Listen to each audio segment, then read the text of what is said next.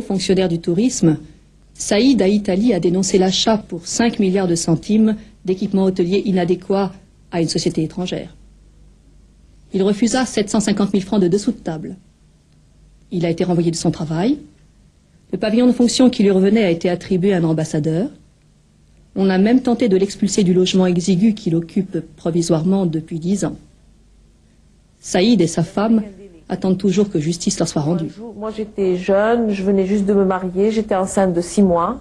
C'était une grossesse tout à fait normale, j'étais suivie médicalement. Un jour ils sont venus et ils étaient beaucoup plus violents. Je ne sais pas ce qui les avait pris. Ils ont donné des coups de pied à la porte, ils ont frappé très fort. J'ai ouvert, j'ai eu peur, j'ai ouvert. Et là ils m'ont menacé, puis j'étais au bord de la crise de nerfs, je commençais à pleurer, à crier. Ils ont pris peur, ils sont partis. Je rentre, je trouve ma femme dans un état lamentable, elle se plaignait des douleurs, elle saignait.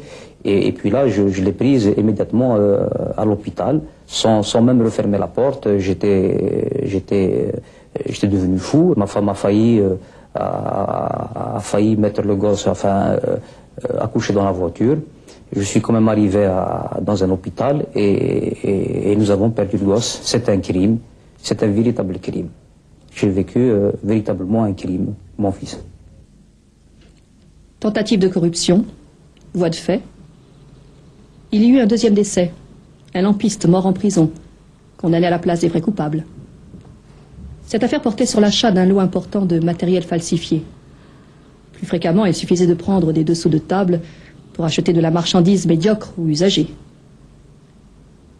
Combien ont coûté tous les ensembles touristiques d'Algérie? Les personnes avisées nous ont expliqué que le ministère du Tourisme n'était pas le plus gros consommateur de devises.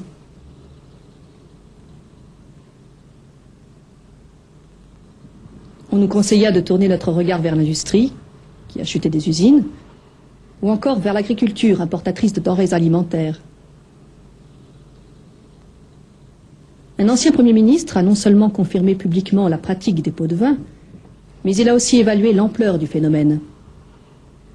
Je suis parti, si vous voulez, d'un calcul qui part d'une déclaration d'un responsable algérien qui l'a dit, c'est vrai, à huis clos, qui reconnaissait qu'il y avait des commissions qui étaient touchées de l'ordre de 20%. Voilà. Moi, je disais que si cela était vrai, cela donnerait sur 20 ans d'importation 26 milliards de dollars.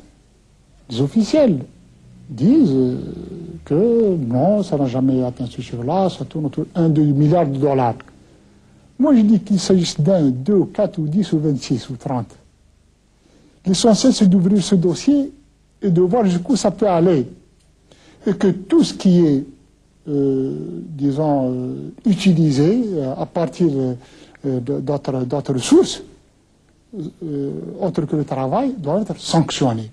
Sanctionné publiquement dans la transparence, quel que soit leur grade, quelle que soit la fonction qu'ils occupent ou qu'ils aient occupée par le passé. Pourquoi votre déclaration n'a été suivie d'aucune inculpation? Ça, c'est pas, la limite, je dirais, ce n'est pas mon affaire. Pouvez-vous nous expliquer pourquoi il n'y a pas eu de suite à ce dossier? Je crois qu'il y a de multiples raisons, je crois.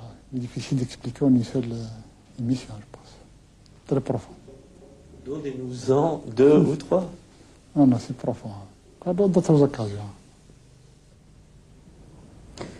10 ans après, donc avec tout ce que j'ai mené comme bataille juridique, la justice de mon pays m'a remis dans mes droits. Les preuves sont là. J'ai des décisions de la Cour suprême pour me réhabiliter donc chez moi, dans ma nouvelle maison et dans mon emploi. Et malgré ces décisions de la Cour suprême algérienne, je n'ai pas été réintégré ni dans mon emploi, ni dans mon logement.